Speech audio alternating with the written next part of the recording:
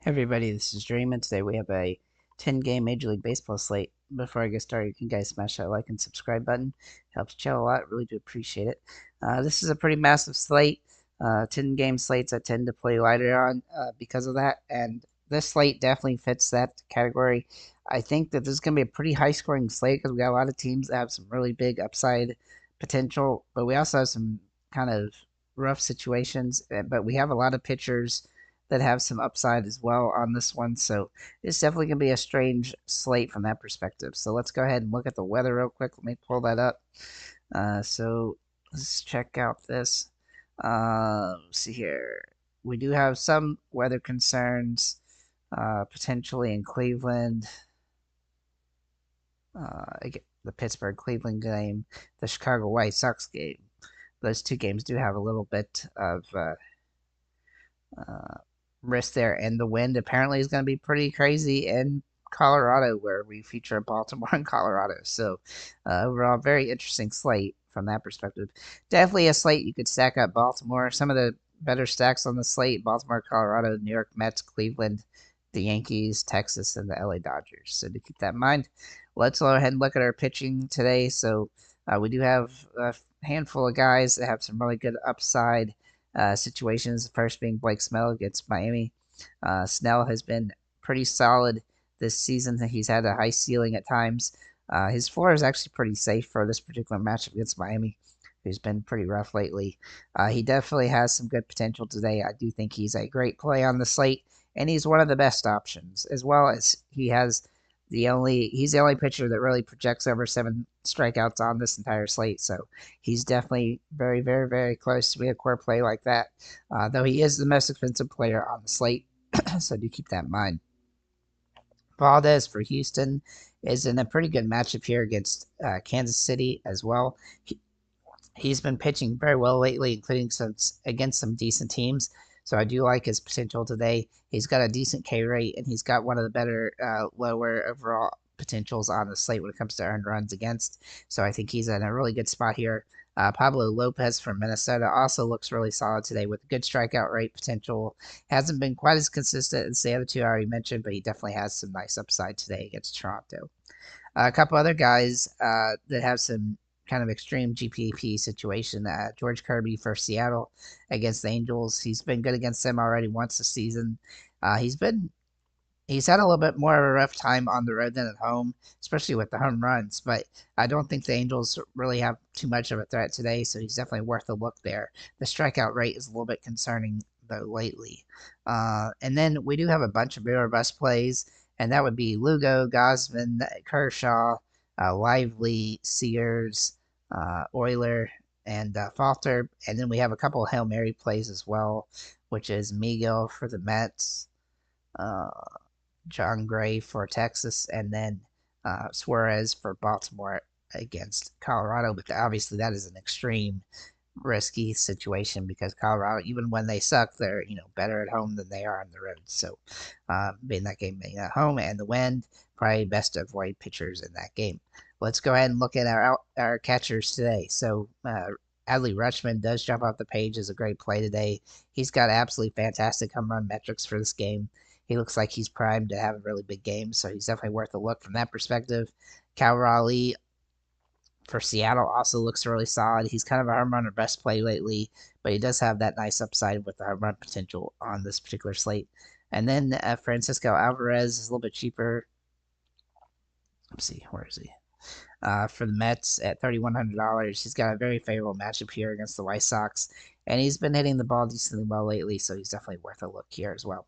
As for the ownership here, Adley Rutschman and Kyle Raleigh will dominate that, with Alvarez being the kind of contrarian play on the slate.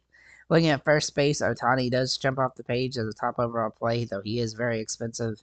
He can obviously have monster games. At this price point, it's getting harder and harder to roster him. And a lot of guys you're going to notice on the slate have really boosted their prices up. So it's definitely going to be very difficult to roster him today.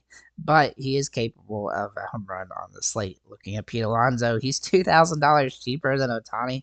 And he's got that home run upside today, so he's definitely worth a look from that perspective. And then Lamont Wade Jr., who is kind of a core play for me. He's just dirt cheap, and he's got really good metrics for this game, so he's definitely worth a good hitting opportunity game here. Not necessarily a lot of home run threat, but he definitely has that good upside. Not only that, but he should be pretty high owned along with Alonso and Otani. Some low owned upside guys though: Ben Rice, Gavin Sheets, and Seth Brown, all kind of cheap plays. Looking at second base, we do like Marcus Semien quite a bit here for Texas. He's nicely priced today compared to a lot of guys. He's also dominated Oakland this season, so I look for him to have a really solid opportunity to have a big game today. He's priced nice and fair. He's a little bit cheaper than Altuve, who I do like, but I do like Semien better. But Altuve's been hitting the ball pretty well. He's also got some good home run potential today as well, but I do think Simeon's a little bit safer. If you need to go cheap though here, Andres Jimenez for Cleveland is probably one of the safer options here. Now, he doesn't have that super high end home run potential, but he's definitely worth a look from that perspective, from the hitting perspective, I should say. Dario Estrada also can fit in here. Top ownership, though: Edward Julian, Marcus Semien, Jeff McNeil, and Gavin Lux. Looking at third base, we do like Jazz Chisholm Jr. Obviously, he's pretty expensive.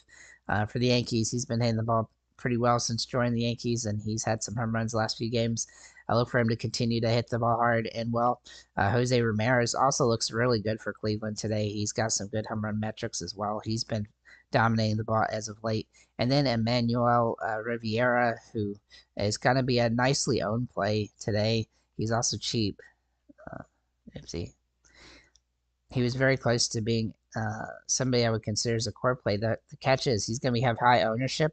He doesn't really have the great, but he's got good hitting metrics for this particular matchup, and so that's why he's useful. And he's in Colorado, which helps, but he's definitely high risk, high reward here. But he's dirt cheap, helps you pay up other positions.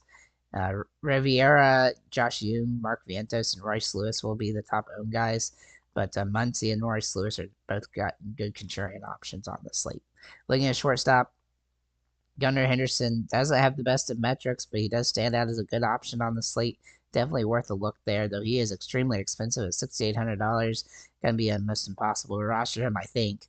O'Neal Cruz, on the other hand, is a lot cheaper, and he's got just as much upside. He's been hitting the ball very well lately, and he has nice potential today. And then Francisco Lindor for the Mets. He's also looking fantastic lately, and he's got good home run metrics today. Lindor, Gunnar Henderson, Nicky Lopez, and J.P. Crawford will be the top ownership at that position. Looking at outfielders, Otani, I already mentioned, Juan Soto, Anthony Santander, and Aaron Judge all jump off the page of the top overall home run plays at this position. You can mix and match those guys however you want. But some other good value plays here. Eloy Jimenez for Baltimore. He looks like he's primed for a solid game here. He has struggled as of late, but he does have some good hitting metrics today and home run upside. Austin Slater, also in play for Baltimore. He's a little bit cheaper, though he has not hit the ball particularly well. I do think that the if he ends up in the starting lineup, he'll be somebody to consider. Lane Thomas has been hitting the ball. Oopsie. Come on, work. There you go. He's been hitting the ball for some power lately. He's got some nice home run potential today, so he's definitely worth a look at $4,100. He just jumps off the page today. And then Nolan Jones for Colorado. He looks very interesting on the slate. It's kind of a one-off for them. He hasn't hit the ball particularly well this season, but he does draw some good upside today. And also, you could look at Brandon Nimmo for the Mets. Some contrarian plays at this position: Ben Gamel, Jokonski Noel, Billy McKinney, and Grant McCray, all dirt cheap, under, not too expensive here. The ownership here, though: Austin Slater, Eloy Jimenez, Robbie Grossman, Brandon Nimmo, Lane Thomas, Anthony Santander, Jesse Winker, Otani, Randy Arizonia, and Jeff McNeil. So with that said, guys,